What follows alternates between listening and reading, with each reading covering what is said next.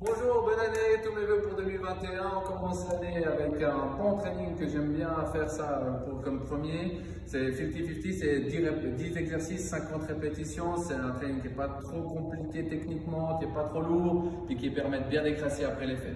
Concrètement, on va commencer avec l'échauffement. On va faire 4 tours de 5 push-ups, 10 jumping jacks et 20 mountain climbers. Donc les push-ups, position de planche, vous pouvez faire le genou sur les pieds. Vous me faites 5 répétitions. Ensuite, vous montez, vous me faites 10 jumping jacks, vous vous remettez en position de planche. Et là, vous allez amener les genoux à la poitrine. Ensuite, pour le training, premier exercice, c'est box jump. Donc tout simplement, vous allez sauter sur une box. La hauteur, c'est la même pour tout le monde. Hauteur femme, donc 20 inches. Si vous avez de la peine ou peur de sauter, mettez-moi une plaque devant la box. Je préfère que vous essayiez de sauter, que vous fassiez des steps, parce qu'on va faire encore des lunges plus tard, donc c'est le même mouvement. Donc essayez vraiment de créer l'impulsion. Quand vous avez fait vos 50 box jump, vous allez enchaîner par des jumping pull-up pour tout le monde, même ceux qui arrivent les pull-up.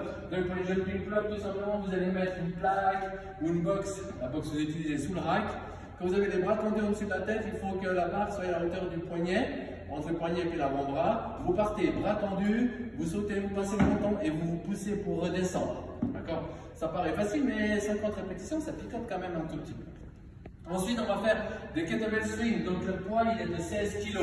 Ah, d'accord? Donc, américain, ou russe, comme vous voulez. Pensez à bien engager les cuisses, les fessiers pour faire vos swings et pas le bas du dos. Faites attention à ça.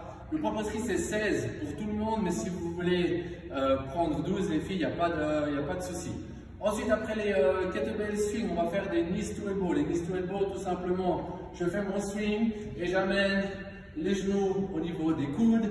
Je rappelle, si on n'arrive pas à faire les knees to elbow, vous pouvez faire les knee raises. Ça me va très bien. Pour les knees to elbow, moi j'aime bien tirer un tout petit peu, faire une mini pull-up pour être sûr de toucher le genou au niveau du coude. Quand j'ai fait mes knees to elbow, je vais enchaîner avec des walking lunges. Donc tout simplement, je marche, je fais mes répétitions, mes 50 répétitions.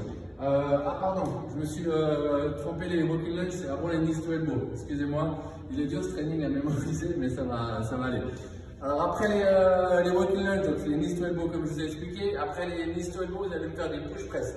Push press, c'est barbarique, donc 20 pour les hommes, 15 pour les filles, les coudes légèrement devant la barre, flexion, extension, je presse, je déroule bien la barre en dessus de la tête, aligné à mon corps. Donc moi j'ai fait mes 50 push press.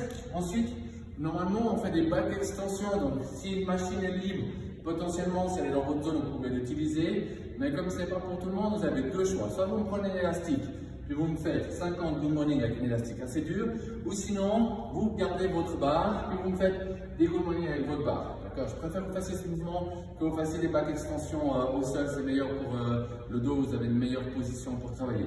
Quand on a fini ces 50 back extensions, là on va faire des wheel balls. Donc, la balle devant le visage, je fais mon squat, je pousse bien la balle avec les hanches, je respire bien. Quand j'ai fait les 50 wheel balls, je vais enchaîner par 50 burpees et finir par 50 doubles. Voilà, ça c'est pour le training. Les meilleurs, ils font ça en dessous de 20 minutes.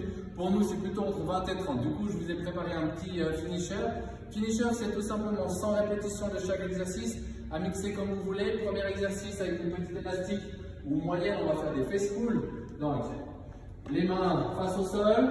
Et là, je tire les coudes de chaque côté des épaules en engageant bien les trapèzes.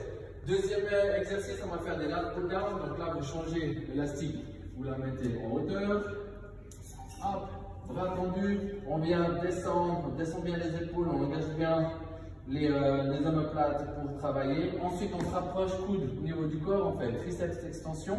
Et le dernier exercice, là vous mettez un mat au sol, vous mettez l'élastique au niveau de la poitrine, et puis là vous allez faire des crunchs. Comme on a un peu plus de force, on peut prendre une élastique un peu plus rigide pour faire ça. Donc, prenez une élastique qui vous permet au moins de vous faire une 20-25 répétitions sans faire de pause.